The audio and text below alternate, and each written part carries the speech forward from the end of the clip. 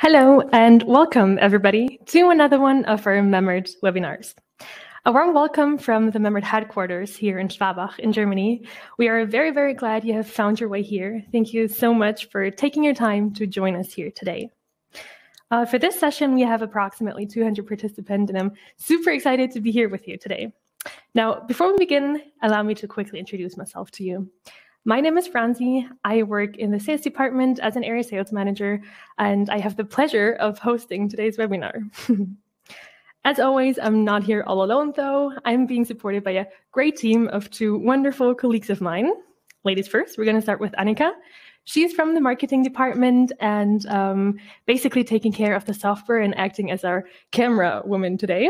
And then we have Moritz, on the other hand, who many of you might already know, as he's also from the sales, and he's going to be acting as our chat moderator. So, as you might have already noticed, there is a chat function on the right-hand side of your screen. Feel free to use this tool and to reach out to Moritz whenever you have any questions. Moritz will be most happy to answer anything that's on your mind and heart today. In case you should not quite be able, though, to get back to you by the end of this webinar, please be reassured we will not leave anybody on red. We will make sure to follow up with you per email later on then. I will also like to add that this is a private chat, meaning nobody else except for Moritz will be able to see your questions. Okay, so what are we actually here for today? During the next 30 minutes, we're aiming to basically introduce you into the world of stability testing to give you a better idea of what it actually is and for which sectors this is important for. Together, we will then have a look at a video of our ICH expert, Andrea Weiss, who's giving us more detailed info. And last but not least, we will have a look at this beauty here behind my back, which is an HPP Echo model and one of the two Memmert appliances used for stability testing. All right, let's dive in, shall we? In order to basically start from scratch and slowly make our way up, I would like to clarify first what stability testing actually is. So, essentially, stability tests are procedures for validating products before introducing them into the market. The products in question here are those who would otherwise cause significant harm to human life or the environment, or sometimes both. Hence, manufacturers of these products are obligated to thoroughly test and verify their products first. So they're obligated to execute stability tests, which are taking months and sometimes years to complete. The goal is to verify that their product remains resistant and does not lose quality. So there's no deteriorating or that it does not lose its therapeutic efficacy. It's also used to determine the shelf life of the product and to define contextual limits in terms of storage, humidity-wise, temperature-wise, etc.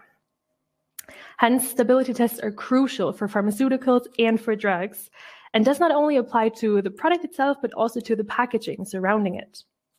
However, stability tests are also used in many other sectors. For example, they're performed by manufacturers of personal hygiene products, by the food sector, and also by universities for scientific research in various fields. The framework for stability tests is being set up by the ICH, GMP, and also the FDA. All right, so far so good. Now that we've mentioned the ICH briefly, let's dive into that again, and let's talk about the ICH.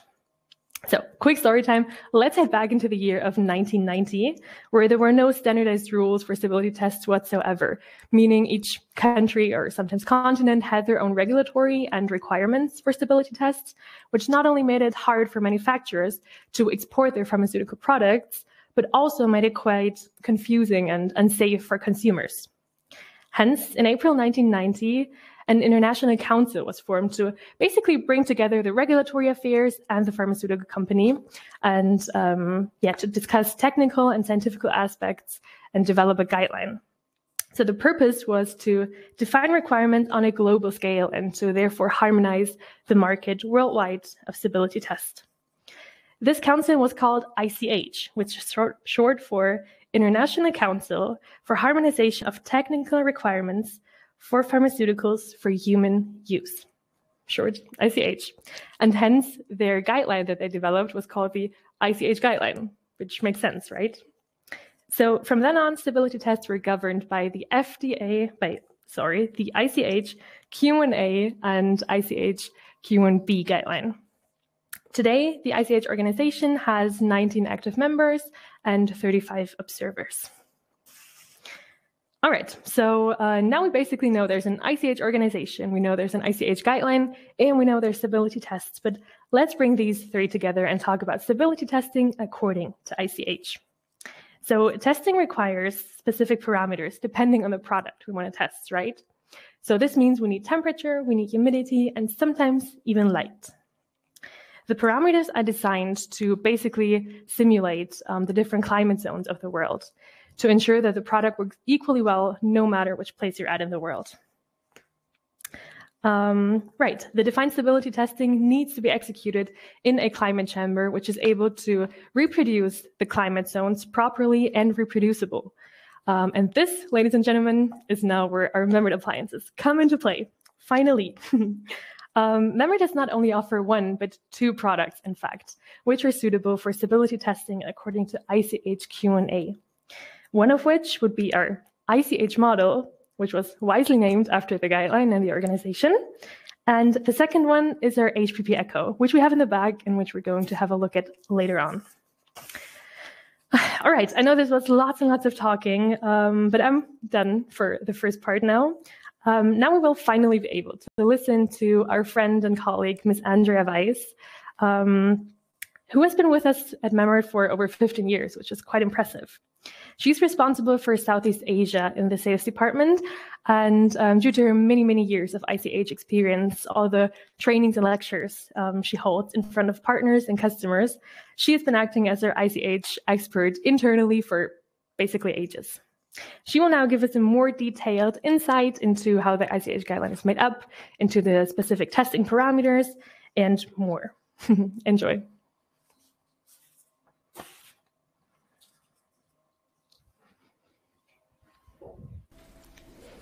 Stability testing in according to the quality guideline ICH Q1A, which is the second revision, emphasizes the stability testing criteria to be fulfilled for successful stability testing. Thereby, it is requested to issue the comprehensive documentation data needed for the registration application of the new drug substances and products. Documentation package, this includes, for example, the stability test protocol. There will be given information on the batches which are tested, container closure system, storage condition, storage period, testing specification. Also, they have to be issued a stability report with details on the defined analytical methods, the results achieved, along with evaluation conclusions, statements, and the summary. Let's go further to stability testing. Stability testing is a complex process which involves factors influencing the stability of the product, which consequently are affecting the quality of the product. Consider active ingredient stability, the interaction of active ingredients and excipients, the formulation process, which is the mixture, the dosage form, the manufacturing, and the type of packaging selected. All these parameters are important for the stability of the product. Acceptable stability requests the product to remain within its specified limits throughout the period of storage and use, which means the same properties and characteristics as possessed at the time of packaging shall be kept until its consumption. Here we talk about the physical properties which must be remain. That is in order to avoid physical change, which influences the biological availability. Then there's the chemical properties. This should be kept as chemical change may lead very often to higher amount of degradation. And microbiological properties, these are important as exceeding the maximum number of acceptable germs. This is harmful and dangerous for the patients. There are guidelines for approval and acceptance which are going to be followed. This is ICH guideline or FDA guidance and GMP regulations. And stability testing, this evaluates the effect of environmental factors on the quality of the product to predict a shelf life, determine proper storage conditions, and suggests labeling instructions for the product. Drug development process. This starts with the excipients, which is a substance formulated alongside the active ingredients. This is also called bulking agents or fillers. This could be lactose or paraffin, water, ethanol. All this is used as a thickener of soft capsules or talc. Then we have the new drug substance, which is the active product ingredient, and this has to be tested for stability and impurity. Then we get the formulation development. This is the composition of the drug substance and the excipients. And then this has also to be tested in regard to stability, excipients, compatibility, formulation, interaction, and additional to the testing of this finished product, also packaging is very important for the stability testing, and this has to be considered. So we have here primary packaging that could be ampoules, vials, containers, blister packaging. That is the one that is in direct contact with the dosage form. And we have the secondary packaging. This is the packaging which is used as an additional layer of packaging, normally not requested for hygiene, preservation or protection of the drug itself, and it will not be in direct contact with the drug. It is important to determine and assure the identity, potency and purity of the ingredients as well as those of formulated products. ICH. This is an abbreviation, and that is International Council of Harmonization of Technical Requirements for Pharmaceuticals for Human Use. This is a global initiative, and the organization has about 17 members and 32 observers. It wants to bring together regulatory authorities and pharmaceutical industry to discuss scientific and technical aspects for pharmaceuticals. Develop also ICH guidelines and achieve greater harmonization worldwide to ensure that products are safe and effective and in a high quality. And determine stability data package for new drug substances and drug products, which are sufficient for the registration application within the three regions of European Community, Japan and United States, which refers to the climate zone 1 and 2. Stability testing is used in order to establish how the product changes over time under environmental factors such as temperature, humidity, and light. For drug substances, stability testing determines the retest date, that is the time frame during which the drug substance is expected to remain within its specification and therefore can be used in the manufacturing of the drug products. And it helps to establish data to support setting API specification and data to support submission of drug product. And for the drug products, stability testing is necessary to fix the shelf life of the product. This is the duration for which the product is safe to be used and retain within the therapeutic effect. And also it helps to establish recommended storage condition and to issue the data to support setting specification for the drug product. Coming now further to the testing. There is the first one, which is the stress testing, which is a forced degradation study. The forced degradation study is an exposure of the drug substance or drug product to different stress conditions, which results in relevant degradation products. During the pre-formulation, it supports the selection of the compounds and excipients for the further development. And for products, it provides information on the degradation mechanism and the potential degradation necessary for the manufacturing process and also for the packaging. The guideline requires conducting force degradation studies under a variety of conditions as pH, light, oxidation, dry heat separation. So there's mentioned should examine the effects of temperature in 10 degrees increment, e.g. 50 degrees, 60 degrees above accelerated testing. The humidity to be examined at 75% RH or greater. It should be carried out on a single batch of the drug substance. Testing in solution should also be performed across a wide pH range, either solution or suspension. And also photostability testing is an integral part of stress testing. That is the testing along with the light. Important here is always to get primary degradation and not completely degrade API. And when the objective of stability study is stipulated and the method is certain, the drug will now be evaluated under a much larger scale, and now stability study is performed. And here we are talking about the long-term studies, accelerated studies, and intermediate studies. Long-term testing, that is stability studies under recommended storage condition for retest period or shelf life, proposed or approved for labeling. That is the real-time testing. Or the accelerated testing, studies designed to increase the rate of chemical degradation or physical change of a drug substance or a drug product by using accelerated storage condition. It is necessary to do long-term testing and accelerated testing. That is a must.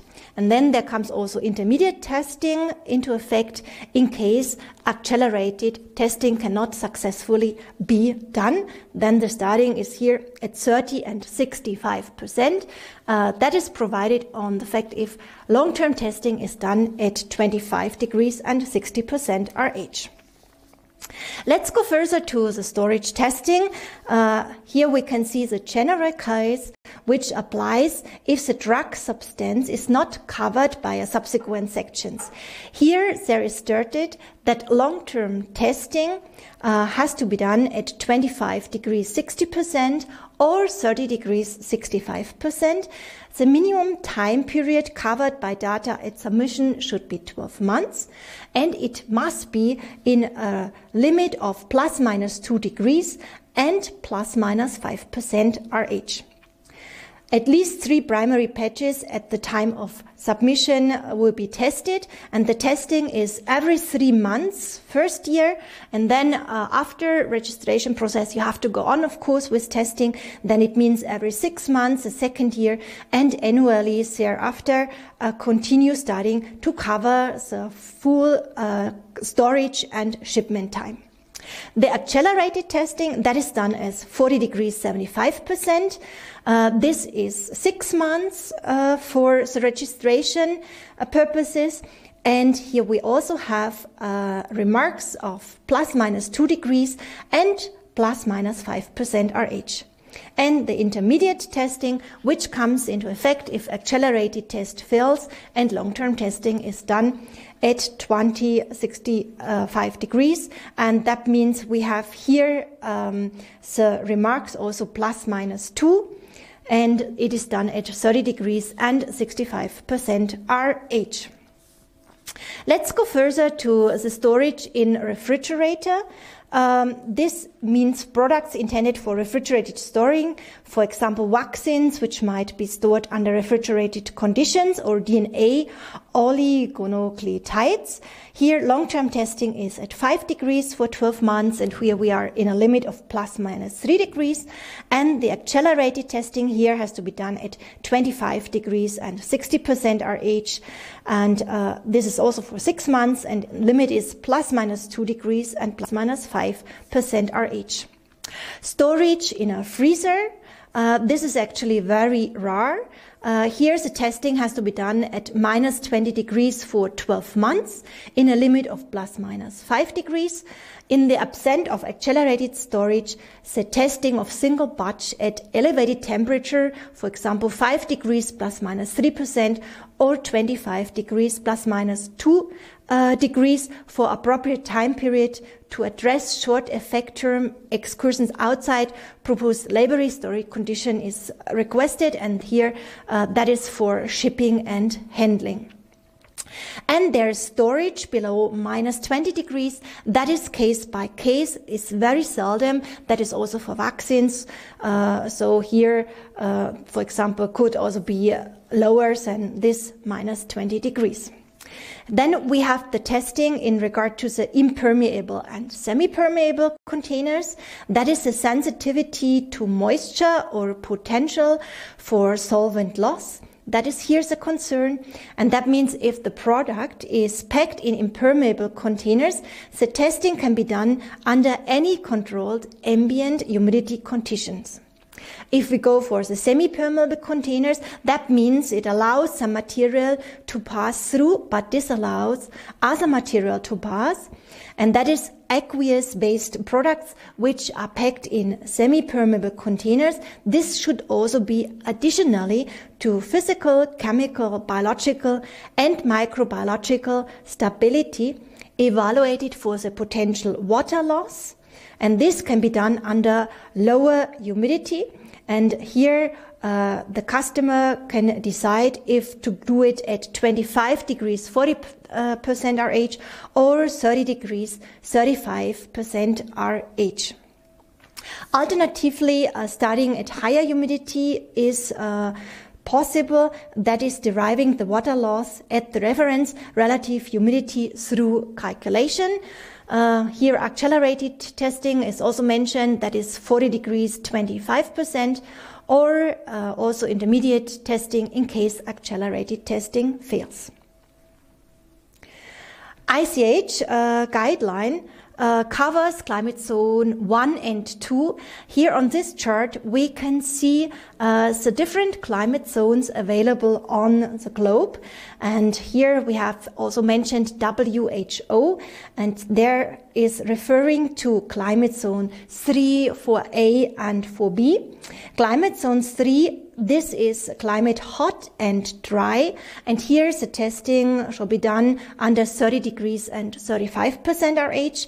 For the climate zone 4A, which is hot and humid climate, the testing is for 30 degrees and 65%. And for climate zone 4B, the long-term testing shall be done at 30 degrees and 75% RH. So that means that there's a coverage of the global zones worldwide. And we have here the worst case, which means for 1 and 2 climate zone, testing 25-60. For climate zone 3 and 4A, 30-65%. And climate zone 4B, 30-75% RH. All these parameters are covered by the Memmert climate chambers. Our constant climate chambers, HPP Echo, which is mostly efficient for the use of long-term and accelerated testing under all these climate conditions. Or our climate chamber ICHL, which can be used for the photostability testing. Please kindly get now more details and information from my colleagues, who is introducing to you the most important features of our Memmert climate chambers, mostly useful to successfully perform the manifold stability testing.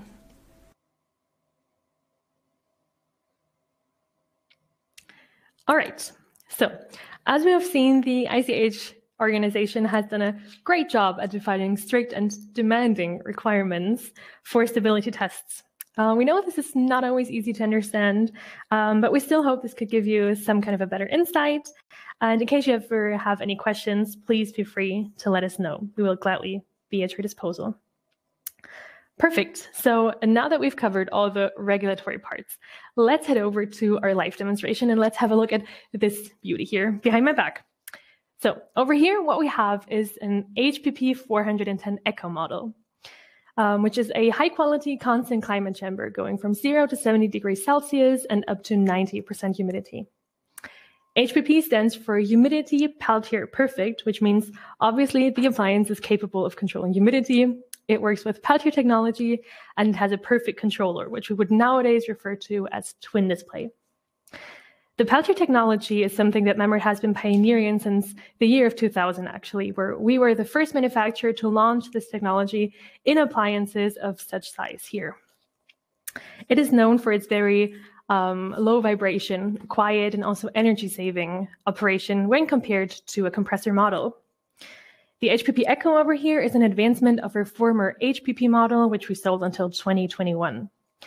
With the HPP Echo, we included our new advanced Peltier technology, which we were actually able to basically enhance the performance of the appliance to make it twice as powerful while making it also more precise and even more energy saving as it already was before. Hence, as a result, it's also cheaper for the total cost of ownership and during running. This model is available in 7 different sizes, ranging from 110 liters interior volume, going up to 2,200 liters. This one right now has a volume of 380 liters, and as you can already see, it's made from the typical Memmert stainless steel, which is something that is already familiar to many of you, I'm thinking. It's high quality, it's very robust, durable, and also hygienic. Now, when we have a look at the controller, we can see over here the Echo label, indicating that the appliance runs with our advanced Peltier technology. The operation is as easy and simple as always. So according to our motto, touch, turn, and go, you would just touch the desired parameter. You would touch the desired parameter, you would adjust the temperature according to your preferences, and then you would go by simply pressing the button. This way it works for the other parameters as well, so you can set the humidity the same way and also the timer if you want. And then on the right-hand side, we have some additional features, I would say. One of which we have already used now. It's the change between different programs. So right now we have selected the manual mode, where we can basically manually adjust each parameter as we like. We can also make, start a program, which we previously programmed on our laptop, and we can stop the program accordingly. Right, over here we have some alarm functions where you can set your alarm notifications according to your preferences. And we also have a graph, which conveniently and easily shows you in a quick manner how the appliance has been running for the last days and weeks. So when we have a look inside, we can see the appliance is equipped with an outer metal door and with an inner glass door, which of course is heated in order to prevent condensation. When we look at the rear, we can see our 2 Peltier modules, one over here and the one down there, which are responsible for the temperature. So those would heat up or cool down the appliance.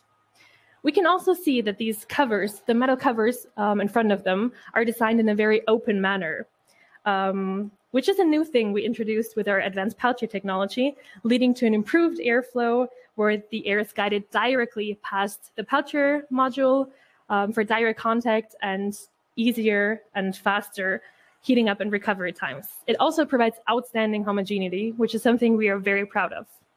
Over here, we can see our 2 temperature sensors, the PT100 sensor, and down there, we can see the humidity sensor. Alongside of each Peltier module, there goes our mini Peltier module, I would say, the dehumidification Peltiers, which we basically refer to as our cold traps. So those to purposely create condensate in order to dehumidify the interior. All right. Then we're turning this beauty back around.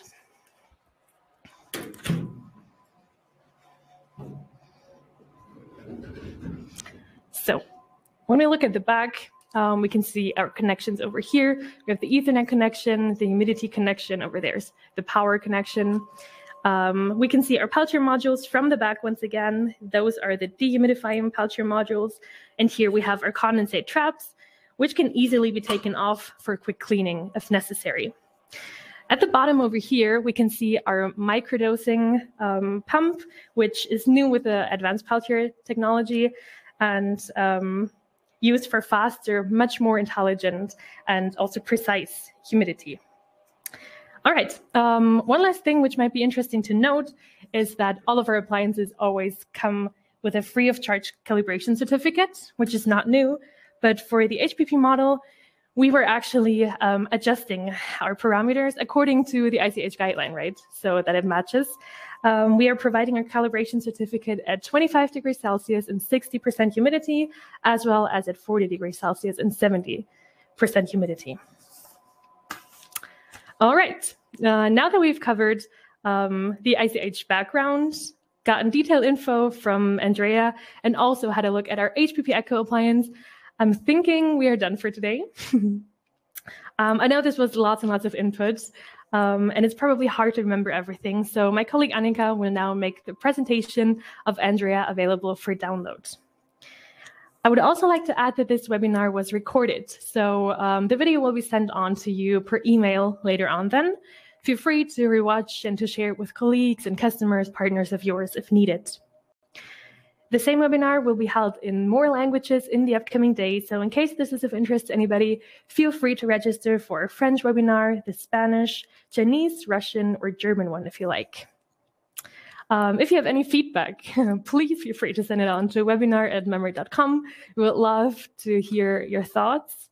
If there are any questions, feel free to address them to info@memmert.com or to your regular person of contact within the company. And yeah, then all I've got left to say is thank you so much for tuning in. We are very, very grateful that you took your time to be here with us today, and we hope we could get some info across. Also, big thanks to the team for your support. And yeah, then everybody here is wishing you an awesome day, and we hope to see you again next time. Take care. Bye.